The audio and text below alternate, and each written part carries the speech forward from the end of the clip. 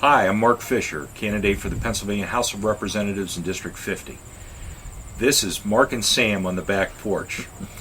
And if you have any thoughts, comments, questions, please go to my website, www.markwfischer.com.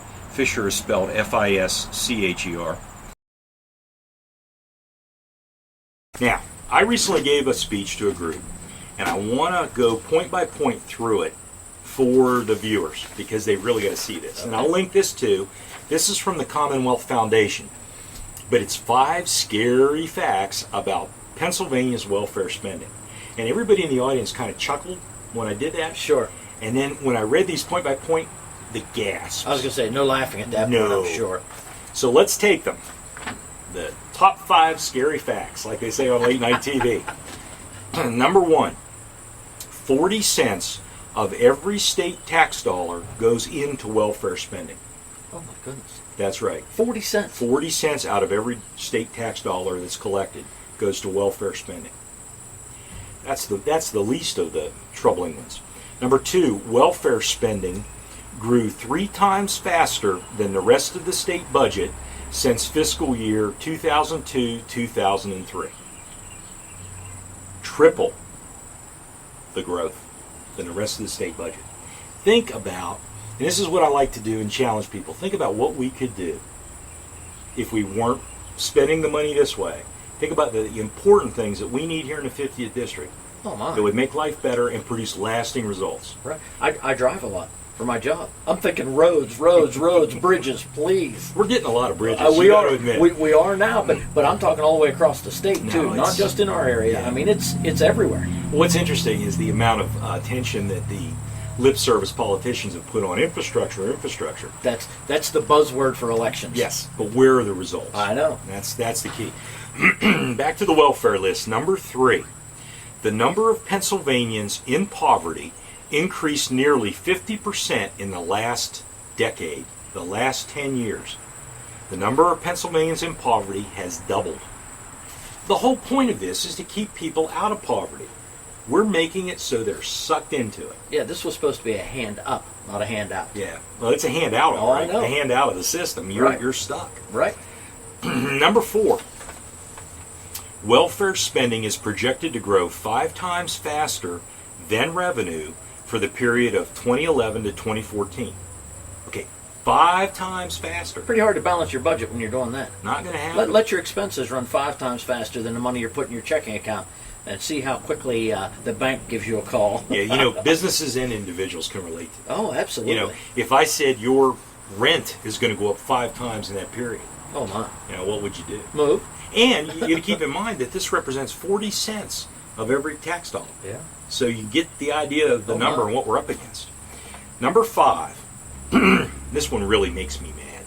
In 2001, about 11 years ago, 3 Pennsylvanians were working for every individual that received welfare benefits. So there were 3 taxpayers for every one that was dependent on the system. Incredible. But that's high. That was 11 years ago. Yeah, right.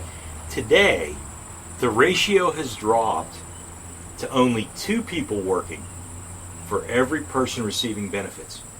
You know, when you stop and look at things, and it's like insurance is a law of large numbers. Okay, that system is I mean, anybody can look at it and go, it's going to fail instantly. I mean, you can't look at something like that and think, well, we can get out of this. We can do it. No, it's got to take drastic changes. Well, Sam, I would argue it's already failed. Well, I would too. And what we Sure. see are deficit spending across the board Right. by, of course, the federal government. We just tapped over 16 trillion in debt. Trillion with a T, really? And then Pennsylvania has a huge burden.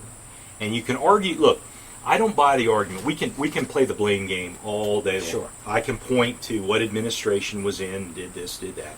That's not going to get us out of this mess, and it doesn't matter. I would submit to the people watching this that it doesn't matter what the party was. It doesn't matter who the elected official was that was serving at the time. They're all in this. They are as capable as we are to look at this material and know the numbers. They choose not to because it doesn't serve their political interest. You're exactly right, because why wouldn't they look at that and just be devastated first of all, angry second of all, and the third thing is start to figure out ways to fix it.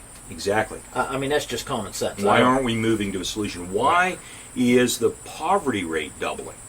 Okay, and on and on and on. The numbers continue to expand. The thing about it is, Sam, I want a chance to go to Harrisburg, and I realize as a new legislator, I mean, some of these I'm not going to win, Right. but I can make a lot of people very uncomfortable with the discussion. Well, sure. And I am fully committed to doing that. I think that these are things, we've got a lot of folks in the 50th district that are dependent on some of these programs. Oh, sure. Sure. And what I would say to them is, I want to find a way out of this mess for you. And I think that's possible. And the people that are paying the bill want it. I think a lot of the people that are in these programs do want it. And as your earlier point was quite accurate, some people don't. Right. They're quite content to take whatever handout they can get and go with it. Right. And to those people, I say, well, I think the handouts are going to be reduced. Well, and they should be. Absolutely. I mean, once again, we're all supposed to work, provide for our families. If you can't, that's what welfare was for that temporary fix to get you back on your feet until you can get going again. But two problems. One, people don't try to get back on their feet. And two, if they do try to get back on their feet, the system slaps them in the face. Well, and that's part of the dirty secret. Like Absolutely. I say, we have lip service to the intentions. Right. We have cold hard facts to the results. Right. And and to me, this keeps people trapped in a system. Bottom line.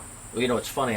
I work in an industry where we have to see results. So we pre-test and we post-test after we do everything. So anything I look at, I say, okay, what are the numbers to start with? What's going to be when you end so that you can evaluate your success? And with figures like this, that just blows my mind how you could even do that. Well, it speaks to my position on efficiency in government. Yes, it does. Because we do have to test these things, do these programs work. Most programs, most policy fails at the implementation level. Right. The intentions were right, it was written the right way, and it failed when a bureaucrat had to translate it and implement it. And we don't go back and revisit our legislation. Right. Well, you heard it. There's the talk on welfare from Mark Fischer. He's trying to be your state representative in the 50th district. Make sure you vote for him. This is Mark and Sam on the back porch. Stay tuned. We've got a lot more.